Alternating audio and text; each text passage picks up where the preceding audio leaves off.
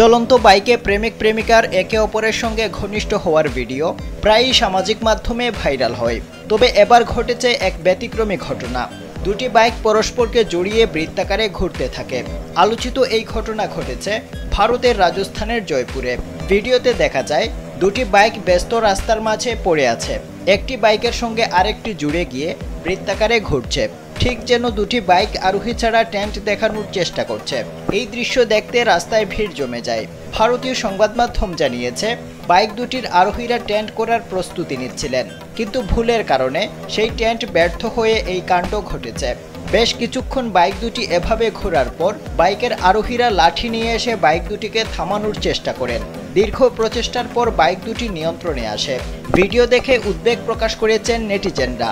একজন ইন্টারনেট ব্যবহারকারী লিখেছেন, এরকম ভয়ঙ্কর টেন্ট করলে যে কোনো সময় মারাত্মক দুর্ঘটনা ঘটতে পারে।